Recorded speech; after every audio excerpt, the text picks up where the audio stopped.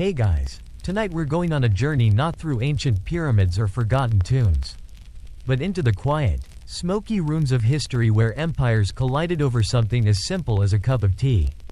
Settle in, because we're about to explore the Opium Wars of old China, a story so steeped in geopolitics and human folly, you probably won't survive the first 10 minutes without drifting off. Think of it less as a lecture and more as a lullaby narrated by a history nerd who's had a long day. So, before you get comfortable, take a moment to like the video and subscribe, but only if you genuinely enjoy what I do here. Let me know where you are right now and what time it is. Maybe somewhere quiet and dark. I hope. Now, dim the lights, maybe turn on a fan for that soft background hum, and let's ease into tonight's journey together. You're standing in a London drawing room. The year is roughly 1780. The air is heavy with the scent of a new, exotic beverage that has taken your world by storm. It's called tea, and you, like everyone else who's anyone, are absolutely obsessed. You crave the delicate floral notes of jasmine or the rich, earthy taste of oolong. You just can't get enough of the stuff. Unfortunately, this isn't just a simple case of a new fad, it's a full-blown economic crisis in the making. Your country, Great Britain, is drinking so much tea that it's causing a massive imbalance in the global trade system. You see, the Chinese, who produce this wonderful brew, have no interest in anything you have to sell. They have silk, porcelain, and exquisite art, and they have no need for your wool, your manufactured goods, or your, well, let's be honest, your questionable fashion sense. The result? You're paying for all that tea exclusively in silver. And your silver is just pouring out of the country in a seemingly endless stream. Imagine a bucket with a hole in the bottom, and you're desperately trying to fill it with water, but it's just draining away faster than you can pour. That's Great Britain's economy right now. The government is getting anxious. Merchants are getting nervous. The flow of wealth is one way, and it's all going to China. Historians still argue whether this trade deficit was the single greatest driver of Britain's subsequent actions. But it was certainly a primary motivator. Your government is frantically searching for a product, any product, that the Chinese will want. Something they can sell to rebalance the scales. It's a bizarre scene, really, when you think about it. The world's two greatest empires at the time, facing off not in a clash of arms, but in a quiet battle of economic wills over a seemingly innocuous dried leaf. A strange, historical version of a stare-down, where one side is just steadily hemorrhaging its precious metal. There's a certain irony in it, isn't there? The very product that brought you so much comfort and pleasure is also the one quietly bankrupting your nation. Now, a quirky tidbit you probably don't know. The Chinese considered the British to be barbarians from a remote, desolate island, and they even had a specific word for them. They saw British goods as crude and unrefined, fit only for a backward people. The Chinese emperor at the time, Qianlong, famously told the British envoy Lord Macartney that China had no need for your country's manufactures. And his words still echo in the dusty archives. It's the ultimate polite rejection. A royal thanks, but no thanks. He wasn't just saying he didn't want their stuff. He was saying their stuff was fundamentally unworthy. You can almost feel the collective British pride bristling from across the centuries. It's like offering a master chef a microwavable frozen dinner and expecting a 5-star review. So, as you sip your tea, your mind wanders to the vast, mysterious land of China, a place you can only imagine, with its grand palaces and intricate gardens, a place that holds all the cards in this high-stakes game. You can almost feel the weight of the silver you spent, each coin a tiny sacrifice for your daily ritual.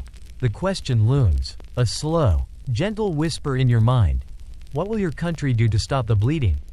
What could possibly be valuable enough to tempt the untemptable? As you drift off, the London drawing room fades, and you find yourself on a ship sailing east, a merchant vessel cutting through the waves with a new purpose. The year is now the early 1800s, and the British East India Company, that powerful, quasi-governmental trading behemoth, has a brilliant, if utterly amoral, solution to the silver problem. If the Chinese won't buy your wool, perhaps they'll buy a habit. That habit, of course, is opium. You're now a passenger on this ship, and you see the crew handling large, waxy bricks wrapped in canvas. These aren't just any bricks, they're the concentrated resin of poppies. grown in vast fields in India under the watchful eye of the company. The plan is diabolically simple. They'll smuggle this highly addictive drug into China, bypassing the official trade routes and strict prohibitions. The Chinese government, to its credit, has banned the stuff since the late 1700s. But smugglers, always a step ahead, find ways to bring it in. The British, desperate to reverse the flow of silver, decide to get in on the game in a big, organized way. Imagine the pitch. We have a product that's lightweight, easy to transport, and so incredibly addictive that people will literally sell their possessions to get it. Oh, and the Chinese want it badly. It's a gold rush of the most toxic kind. The silver that was hemorrhaging out of Britain now begins to trickle back in.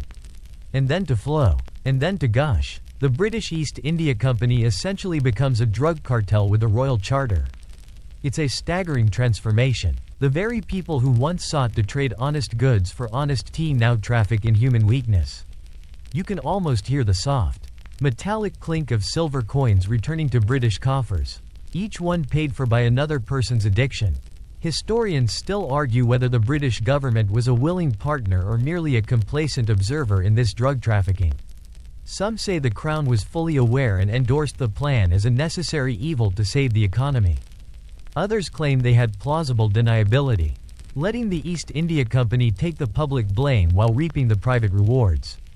It's a debate that highlights the murky ethics of empire, a reminder that sometimes, the line between a trading company and a criminal enterprise is thinner than you'd think. A quirky tidbit from this dark chapter. The British did not sell raw opium to the Chinese. They had a specific product, a highly refined, high-grade version known as Patna opium, named after the region in India where it was processed. This was the crack cocaine of its day, a particularly potent and pure form that intensified its addictive qualities. So not only did they introduce a banned substance, they introduced the premium version. It's like they meticulously engineered the perfect way to hook an entire population. They even developed a slick marketing strategy, selling it through a network of local Chinese agents, essentially franchising the misery.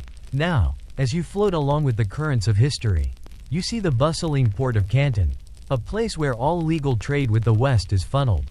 But it's here, just offshore, that the real business is happening. A fleet of small, nimble Chinese boats, known as fast crabs, comes out to meet your ship. These aren't smugglers in the traditional sense. They're often local merchants and officials, lured by the immense profits, who have a quiet arrangement with the British captains. The opium bricks are transferred in the dark, the silver coins are passed in the shadows, and the transaction is complete. You watch as the cargo disappears into the Chinese interior, a poison seeping into the veins of a nation. This isn't just about trade anymore. It's about control, power, and the terrifying realization that one person's comfort can be built on another's suffering. The quiet rustle of the opium wrappings is a whisper of the conflict to come.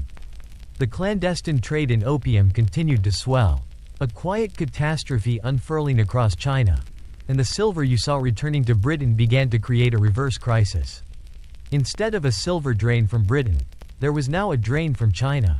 The Chinese economy, once the bedrock of global trade, was starting to show cracks as millions of its citizens, from laborers to officials, became addicted. The imperial court in Beijing could not ignore the issue any longer.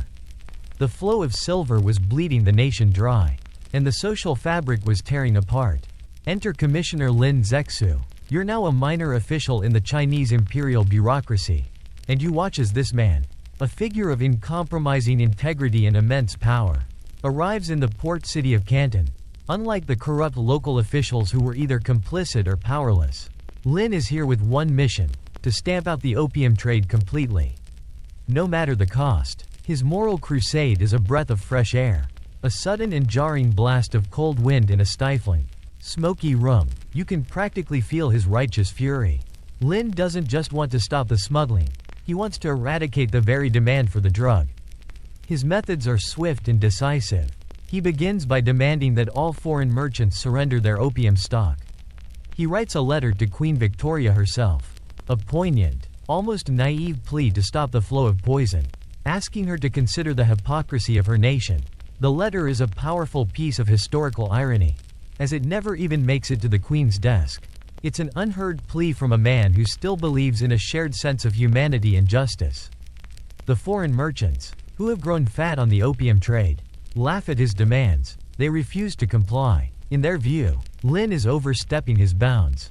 He doesn't understand the rules of their free trade. So, in an act of staggering defiance, Lin places them under a virtual house arrest in their Canton trading factories. He seals off the area, cutting off their food and water supply, and makes it clear they will not be released until they hand over every last brick of opium.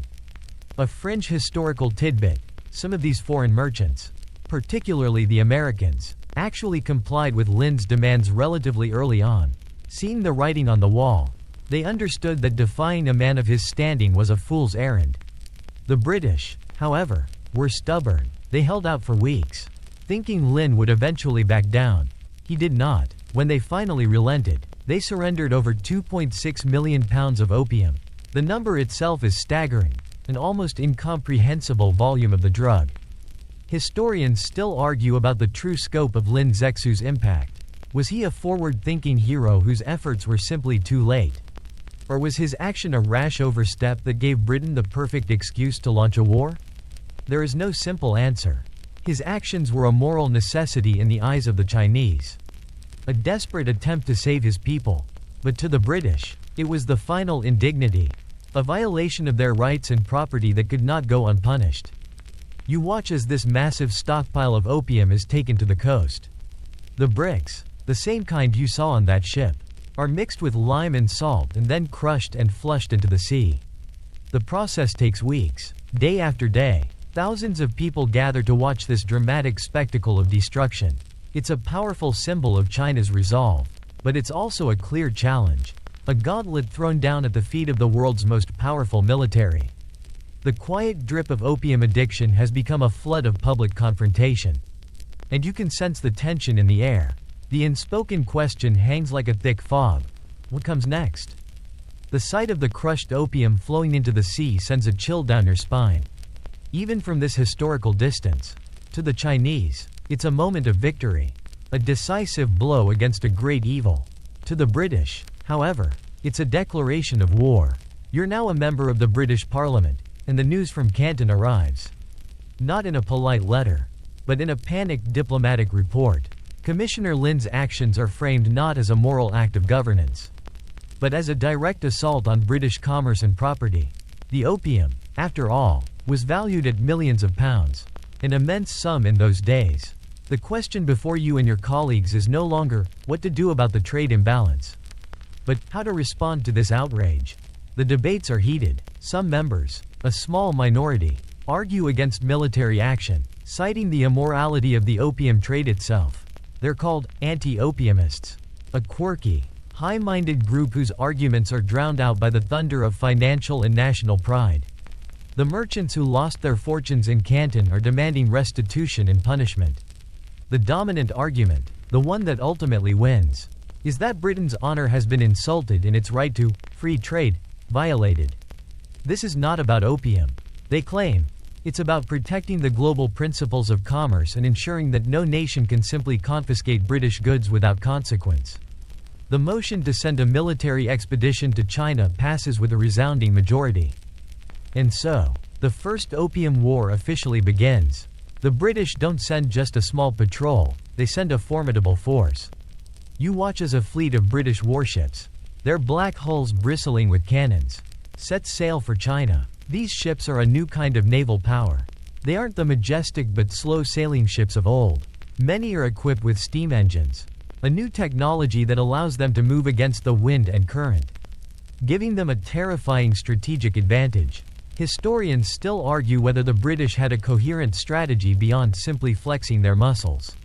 Some suggest they had a clear plan to seize key ports from the very beginning, while others contend it was more of an improvised campaign of overwhelming force. The truth is likely somewhere in the middle. A mainstream historical fact you'll learn is that the war was not a contest of equals. It was a one-sided slaughter. The Chinese military, the Qing dynasty forces, were equipped with ancient, outdated weapons, smooth-bore muskets and cannons that were a century behind their British counterparts.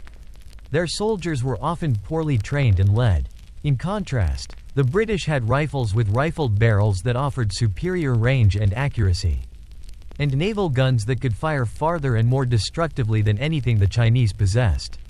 It's like bringing a knife to a gunfight, or more accurately, a musket to a machine gun battle.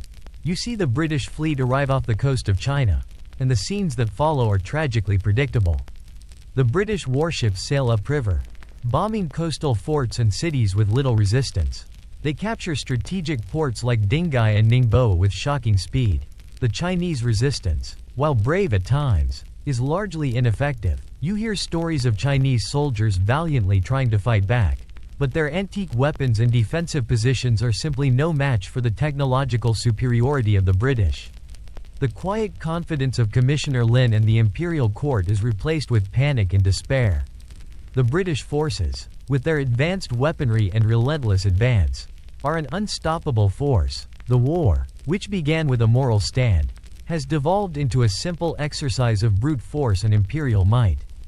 As the British warships sail up China's rivers with devastating ease, you begin to grasp the sheer, terrifying power of their technology. You're now on a traditional Chinese junk, a flat-bottomed sailing ship, and you watch in horror as a British frigate, the Nemesis, glides past you. This isn't a sail-powered vessel like yours, it's an iron-hulled paddle steamer. It's the first iron warship in history and the personification of British naval might. It's the future of warfare. And you're in a museum piece. The Nemesis can move independently of the wind, navigate shallow waters, and fire cannons from a stable, rotating platform. It's a game changer, and it single-handedly shatters any lingering illusion that this is a fair fight. The British military strategy is simple and devastatingly effective. Instead of a long, drawn-out land campaign, they use their naval superiority to attack China's coastal cities and ports. They sail up the Pearl River, capturing the forts protecting Canton.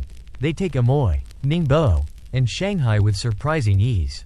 The Chinese forces, with their antiquated weapons and rigid, bureaucratic command structure, are utterly helpless. A mainstream historical fact from this period is that the Chinese defenders often resorted to desperate, but futile, tactics. In one instance, they filled their ships with explosive materials and tried to turn them into floating bombs. A sort of ancient kamikaze attack.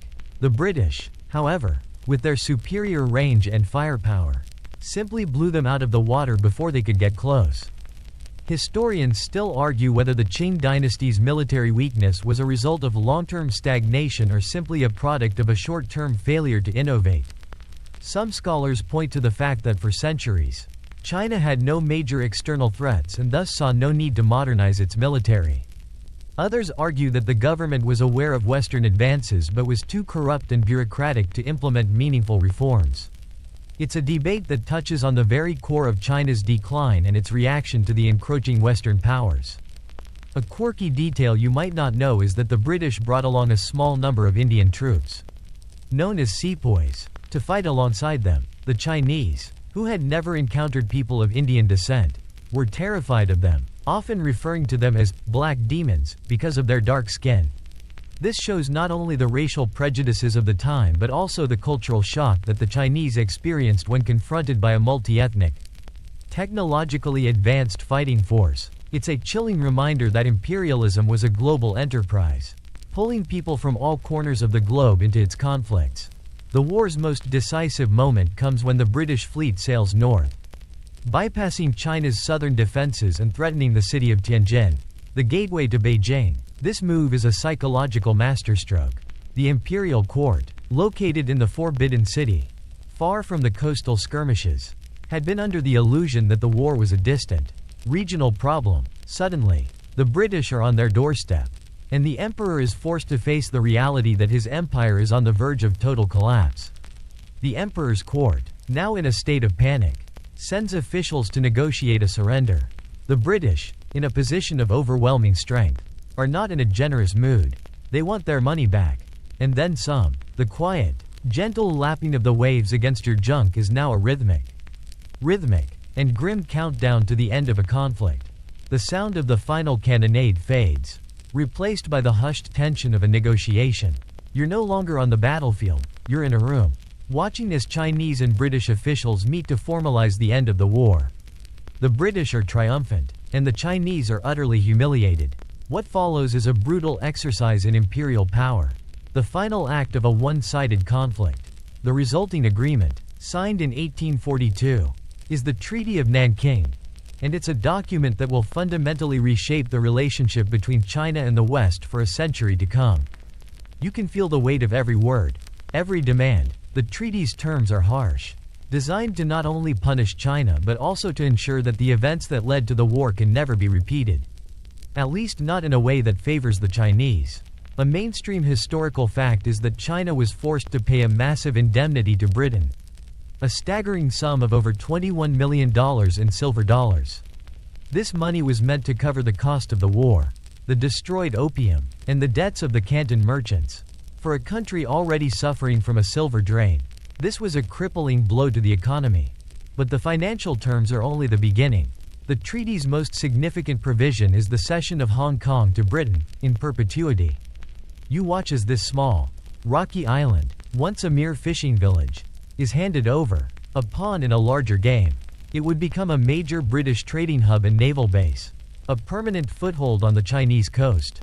A quirky detail is that at the time, many British officials actually considered Hong Kong to be a rather useless, unpromising piece of land. They wanted to maintain control over the lucrative port of Canton, but China was not willing to give it up.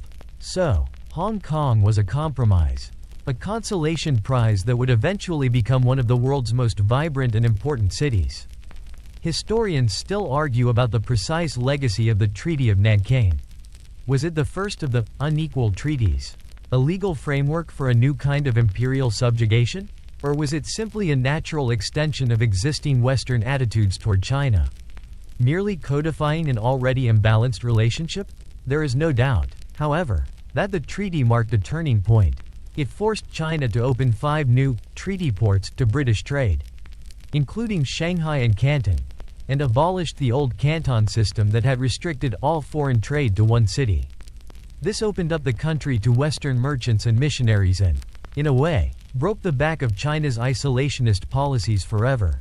You can see the long-term consequences in your mind's eye. The Treaty of Nanking didn't just end a war.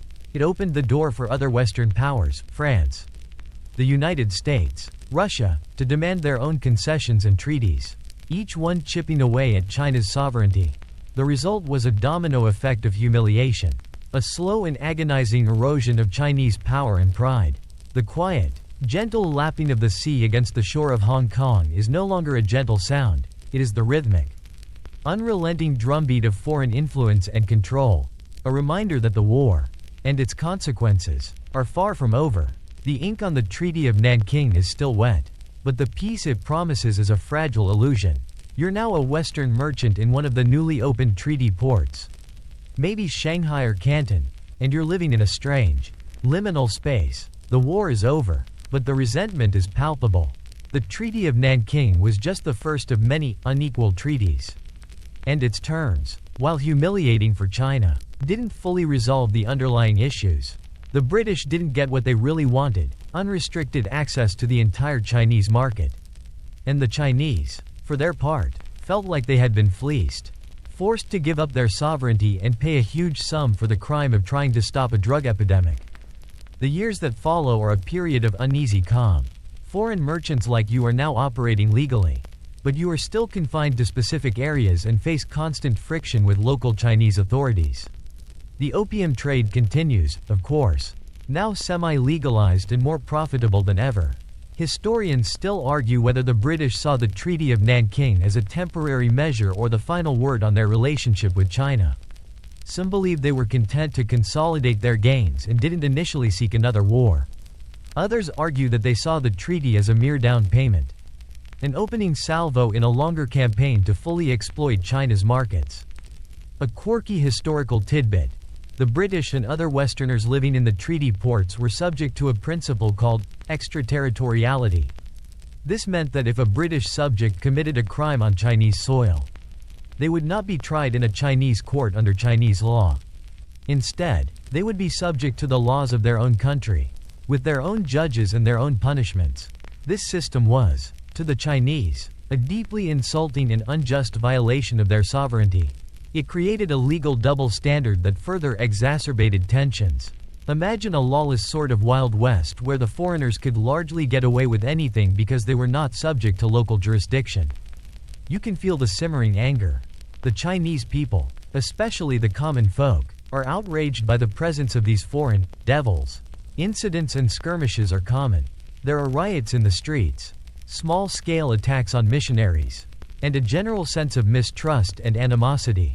The Qing government, meanwhile, is trying to cope with the economic fallout of the war, the massive indemnity payments and the continued outflow of silver, and the growing problem of opium addiction. This all creates a fertile ground for internal rebellion. The government is seen as weak and ineffective, unable to stand up to the foreigners. And this weakness inspires revolutionary movements to rise up from within.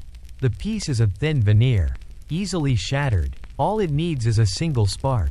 You're walking through the streets of Canton and you hear whispers of an incident.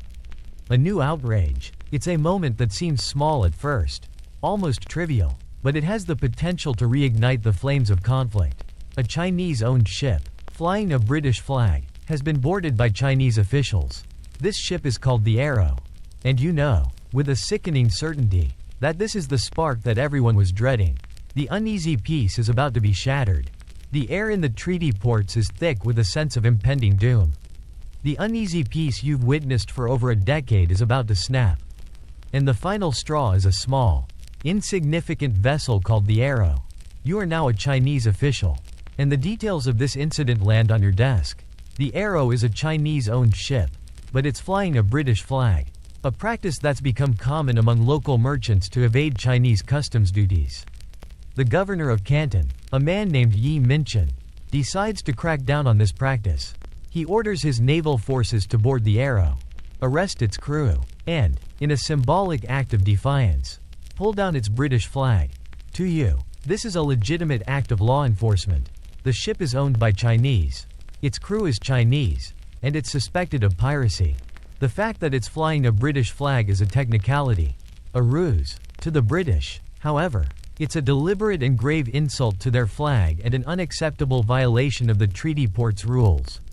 They see it as a pretext to reopen hostilities and extract more concessions. The British consul in Canton, Harry Parkes, a man known for his aggressive and confrontational style, demands an apology and the immediate return of the crew. Governor Yi refuses to apologize, and the two sides enter a diplomatic deadlock.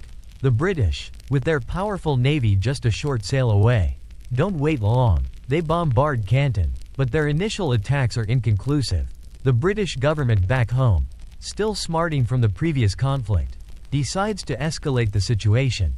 They call upon the French for assistance, who, conveniently enough, have their own grievance to settle. A French missionary was recently executed in China.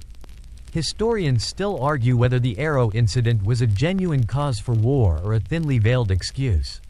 Some scholars see it as a simple act of piracy and retaliation, while others contend it was a deliberate provocation by the British to force a new round of concessions.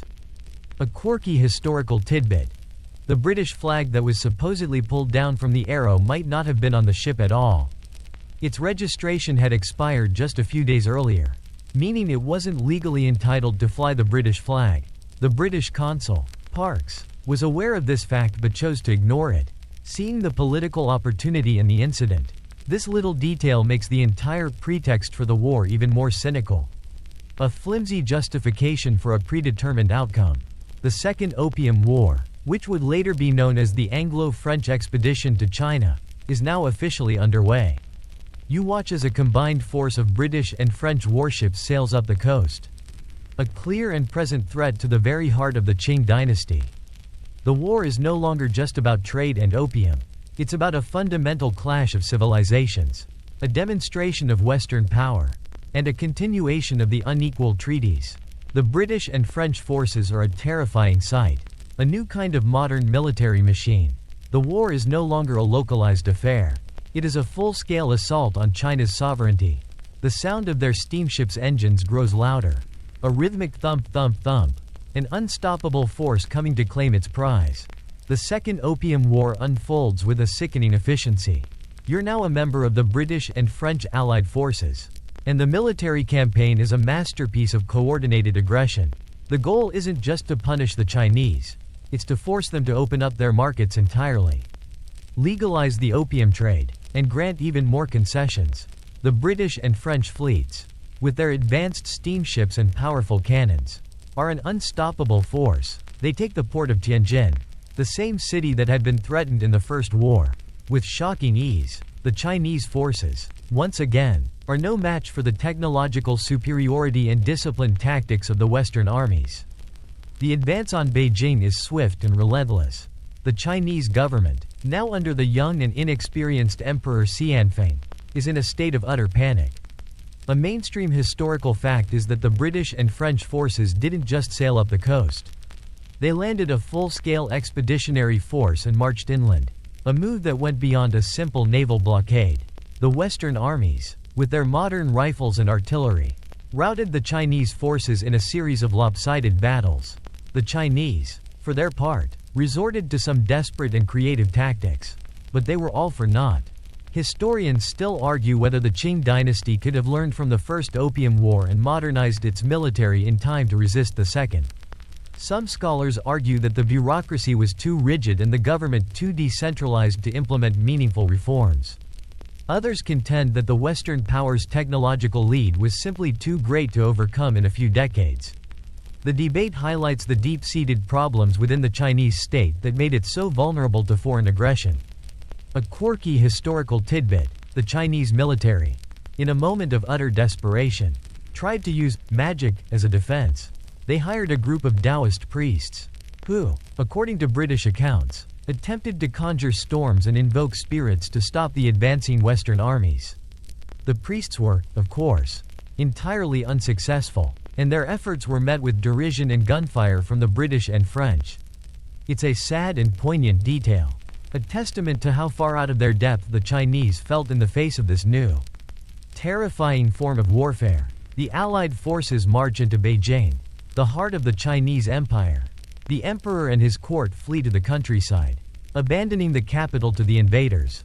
The Allied troops, now in control of the city, are given free rein to plunder and loot. The most significant symbol of this humiliation is the Old Summer Palace, or Yuanmingyuan, a vast and magnificent complex of gardens, temples, and halls that served as the emperor's primary residence. The palace was not just a home, it was a symbol of Chinese civilization, a repository of priceless art and artifacts. The British and French troops, in a final act of revenge for the torture of a British diplomat, decide to burn it to the ground. You can almost feel the heat from the flames as they consume centuries of culture and history. The sight of the burning Old Summer Palace is a heartbreaking, horrifying tableau. You're now a Chinese citizen, and you watch from a distance as plumes of black smoke rise from the horizon. A signal that something precious and irreplaceable is being lost. The palace, which took over 150 years to build and was filled with treasures from every corner of the empire, is being systematically looted and then set ablaze by the British and French forces. The destruction is a deliberate act of retribution, a final, brutal message to the Chinese emperor: your power, your culture, and your very sovereignty are meaningless in the face of our might. A mainstream historical fact is that the British commander, Lord Elgin, ordered the destruction of the palace specifically in retaliation for the torture and death of several British and Indian envoys who had been captured by the Chinese. He saw it as a symbolic punishment for a grave violation of diplomatic immunity. The French forces, who were also present, assisted in the destruction. Historians still argue whether the destruction of the Old Summer Palace was a justified act of retribution or a barbaric crime against humanity. Some scholars, particularly in the West, frame it as a military necessity, a way to force a recalcitrant government to the negotiating table.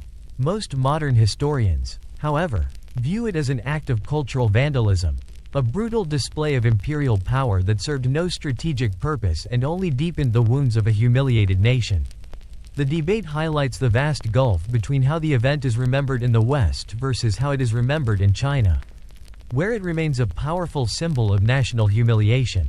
A quirky, almost unbelievable detail from this event: the Allied troops, in their frenzy to loot the palace, discovered an almost unimaginable wealth of treasures.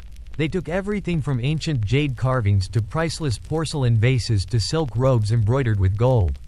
The sheer volume of the plunder was so great that soldiers, unable to carry it all, simply smashed and destroyed what they couldn't take. You can almost hear the sound of priceless relics being reduced to dust, an echo of a civilization being trampled underfoot.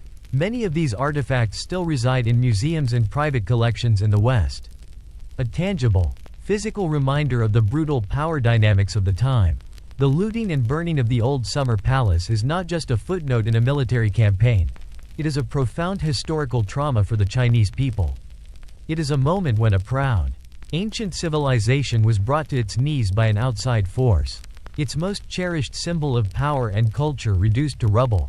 This act, more than any treaty or battle, would fuel a deep and lasting resentment against the West. The black smoke from the palace fire lingers in your mind, a bitter, acrid scent of shame and rage. The war, for all its military victories, had become something far more personal and destructive. The smoke from the old summer palace hangs heavy in the air, a physical and emotional symbol of China's profound humiliation. In the wake of this destruction and with the capital occupied, the Chinese government has no choice but to surrender on Western terms. You are now a Chinese diplomat, and the terms of peace are presented to you in the form of a new treaty, signed in Beijing in 1860, which finalizes and expands upon the earlier, Provisional Treaty of Tianjin. You can feel the weight of every clause, a new layer of shame and indignity piled on top of the old. A mainstream historical fact you'll learn is that the Treaty of Tianjin and its subsequent ratification forced China to open up even more ports to foreign trade, including several on the Yangtze River. It also legalized the opium trade. A bitter irony given that the entire conflict started with the Chinese government's attempts to stamp it out. The legalization of opium cemented Britain's economic gains and ensured a permanent, profitable market for the drug in China. Historians still argue about the moral implications of forcing a country to legalize a highly addictive substance. Was it a cynical act of economic imperialism, or was it a pragmatic, if brutal, way to formalize an existing black market? The debate reveals the complex and often brutal nature of 19th-century geopolitics, where national interests and profits were often prioritized over basic human morality. A quirky detail is that the Treaty of Tianjin also included a provision allowing foreign missionaries to travel freely throughout the Chinese interior. This clause, seemingly innocuous, had a profound impact. It allowed for the rapid expansion of Christianity in China and often led to conflicts between missionaries and local Chinese communities. These incidents would later be used as pretexts for further Western intervention and would fuel anti-foreign sentiment, which would eventually lead to the Boxer Rebellion years later. The treaty didn't just open up markets, it opened up the country to new ideas and religions, often with violent and disruptive results. You can sense the deep-seated anger and despair among your countrymen. The treaties have not only humiliated the Qing dynasty, they've also completely upended the traditional social and economic order.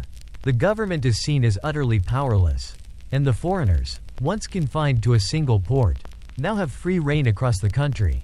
The economy is in shambles, not just from the war indemnities, but from the flood of foreign goods and the continued outflow of silver to pay for opium.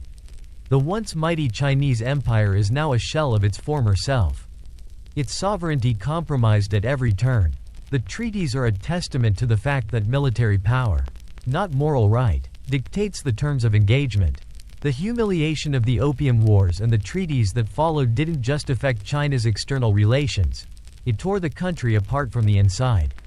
You're now a farmer in southern China, and you're feeling the full weight of the post-war chaos. The war indemnities that the government has to pay are being raised through crippling taxes on the common people. The economy is in shambles, and the social fabric is unraveling. The once stable agricultural society is now plagued by famine, poverty, and unemployment, creating a perfect storm for internal rebellion. A mainstream historical fact is that the Opium Wars contributed to the outbreak of one of the deadliest conflicts in human history. The Taiping Rebellion. This massive civil war, which lasted from 1850 to 1864, was led by a man named Hong Xiuquan. who believed he was the younger brother of Jesus Christ. His movement, the Taiping Heavenly Kingdom, promised to create a utopian society free from the corruption of the Qing dynasty and the influence of foreign powers. Historians still argue about the true causes of the Taiping Rebellion. Was it a direct result of the Opium Wars? A desperate reaction to the government's weakness and the economic fallout?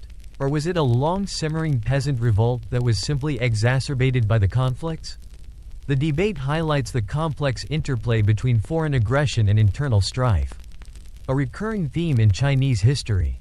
A quirky detail about the Taiping Rebellion is that Hong Xiuquan and his followers embraced a unique, syncretic form of Christianity that incorporated Chinese traditions and beliefs. They rejected many of the Christian doctrines preached by Western missionaries, creating their own version of the faith. They were also fiercely anti-Manchu, seeking to overthrow the Qing dynasty and restore Han rule. This shows how internal Chinese conflicts were often a mix of traditional and modern ideas, a blend of nationalism and religious fervor. The Taiping Rebellion was a truly brutal conflict. It raged across 16 provinces and resulted in an estimated 20 to 70 million deaths, a staggering number that dwarfs the casualties of the Opium Wars. The Qing government, weakened by the wars with Britain and France, was barely able to contain the rebellion, relying on regional armies and Western mercenaries for help. You can almost hear the sounds of the conflict, the clash of swords, the cries of the hungry, the constant drumbeat of marching armies. It was a dark and bloody chapter, a testament to how external pressures can shatter a nation from within. The Opium Wars didn't just lead to foreign domination, they set off a chain reaction of internal chaos and violence that would last for decades. The chaos of the Taiping Rebellion and the humiliation of the Opium Wars finally forced the Qing dynasty to face a stark reality. Reform was no longer a choice. It was a matter of survival. You're now a bureaucrat in the imperial court, part of a new generation of officials who have seen firsthand the devastating power of Western technology. The old ways of isolation and stubborn pride have proven to be a fatal liability. And a new movement, known as the self-strengthening movement, begins to take shape. A mainstream historical fact is that the movement's motto was, "Chinese learning as the essence. Western learning for practical use." This phrase perfectly captures the philosophy behind the reforms. They wanted to adopt Western technology, particularly military technology, without fundamentally changing China's core Confucian social and political system. They believed they could build a powerful army and a modern navy, and develop industry and infrastructure, all while preserving the traditional values and institutions that had held the empire together for centuries. It was a bold, and ultimately flawed, attempt to have it both ways. Historians still argue whether the self-strengthening movement was doomed from the start. Some scholars point to the internal resistance from conservative officials who saw any Western influence as a threat to Chinese culture. Others argue that the reforms were too little, too late, and that China's problems were too deep to be solved by simply building a few factories and shipyards. The debate highlights the immense challenge of modernizing an ancient, deeply traditional society in the face of overwhelming external pressure. A quirky detail is that the Chinese reformers, in their zeal to build a modern military, purchased a number of dreadnoughts, powerful battleships that were the pinnacle of naval technology at the time. They also hired foreign experts and technicians to train their soldiers and run their new factories. It was a massive, if uncoordinated, effort to catch up with the West. The hope was that by having a modern military, they could finally stand up to the Western powers and renegotiate the unequal treaties. The sight of a Chinese soldier in a Western-style uniform, carrying a modern rifle, was a rare and striking testament to the changes underway. The movement, however, ultimately failed to save the dynasty. The reforms were piecemeal and often undermined by corruption and a lack of central authority. The Chinese fleet, for example, was formidable on paper, but poor maintenance and a lack of coordination rendered it largely ineffective.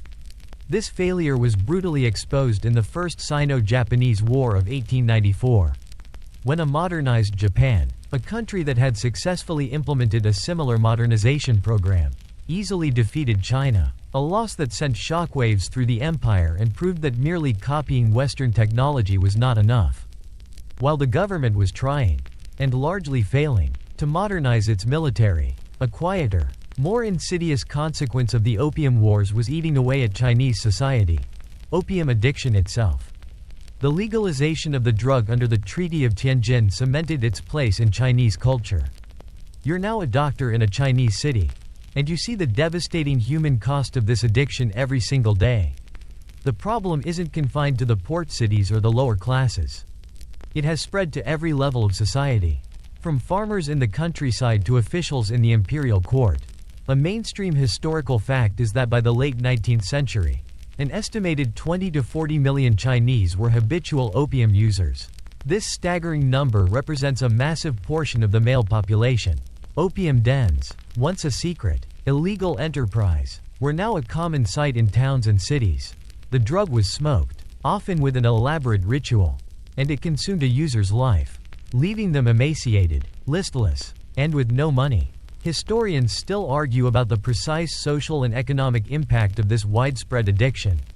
Some scholars argue that it crippled the Chinese economy by sapping the productivity of its workforce and diverting vast sums of money from productive uses to the purchase of the drug. Others contend that the economic effects were less severe than the social ones, noting that the addiction tore apart families, created a new criminal underclass, and eroded traditional social values. There is no doubt, however, that the drug had a profound and lasting effect on China's social fabric. A quirky detail is that the Chinese developed a specific type of furniture for opium smoking. Often a low wooden bed with a small, specialized pillow, a lamp for heating the opium, and a tray for the pipes and tools. This shows how deeply the practice had become ingrained in the culture, creating its own set of rituals and material goods. It wasn't just a habit, for many. It was a way of life, a form of escape from the poverty and humiliation that plagued the country. You can almost smell the sweet, acrid smoke that filled these rooms, a scent that for many was a temporary reprieve from a life of misery. The government, in a belated and often half-hearted effort, did try to control the problem, but their efforts were largely ineffective, and the Western powers, who profited immensely from the trade, had no interest in seeing it curtailed. The Opium Wars, in a cruel and tragic twist of fate, had made the very substance they were meant to eradicate a legal and central part of the Chinese economy. The once proud nation, which had resisted the trade so fiercely, was now utterly dependent on it, a victim of its own failed resistance. The echoes of the Opium Wars and their aftermath still resonate today, shaping modern China's national identity and its relationship with the rest of the world. You're now a historian in the present day, looking back at this turbulent period, and you see not just a series of military conflicts, but the very crucible in which a modern nation was forged. The Opium Wars, and the century of humiliation that followed, are a central part of how China sees itself and how it views its place on the global stage. A mainstream historical fact is that this period is officially known in China as the Century of Humiliation, a term that encompasses everything from the Opium Wars to the end of the Second World War. It's a narrative of national trauma and foreign exploitation, taught in schools and commemorated in museums. This shared memory of being a victim of Western imperialism is a powerful force in modern Chinese politics and nationalism. It's a lens through which they view their current rise as a global power. A way of saying, we will never be weak again. Historians still argue about the role of the Opium Wars in China's long-term trajectory. Did they spark a necessary, if painful, process of modernization and reform? Or did they simply cripple a once great empire, setting it back for a century and paving the way for internal chaos and revolution? The debate is a reflection of a larger scholarly conversation about the nature of imperialism and its long-term effects on colonized and semi-colonized nations. There's no easy answer, and the truth is probably a mix of both. A quirky, almost sad, detail about the Opium Wars is that they are sometimes referred to as the first drug wars in history. But with a tragic twist, it was a war fought not to stop drug trafficking but to ensure its continuation. The British, in a way, invented a new kind of war, a war of economic subjugation fought with battleships and addiction. It's a chilling reminder of how profit can trump all other considerations, even on a national and imperial scale. Now, as we bring our journey to a close, you can feel the weight of history settling around you. The grand narrative of the Opium Wars is not just about battles and treaties. It's a deeply human story about addiction, exploitation, and the struggle for national identity. The quiet rustle of tea leaves, the glint of silver coins, the smoke of an opium pipe, the rumble of a steamship, they are all part of a single, continuous, and tragic tale. The Opium Wars are not a distant, dusty chapter of history, they are a living part of modern China. A powerful echo of a past that is still very much present. The lights in the room around you are starting to dim now. And the soft hum of the fan is a gentle whisper in the darkness. The last images of our journey begin to fade. The burning palace, the sailing ships, the faces of those lost to war and addiction. There's nothing left to do but let the story recede into the quiet corners of your mind. A memory of a time and place far, far away. The noise of the battles, the shouts of the merchants, the clink of the coins, it's all getting softer, more distant. You're floating now, carried on a calm and gentle tide. The world is getting quiet, and the history is fading away, leaving behind only the soft hum of the night. It's time to let go.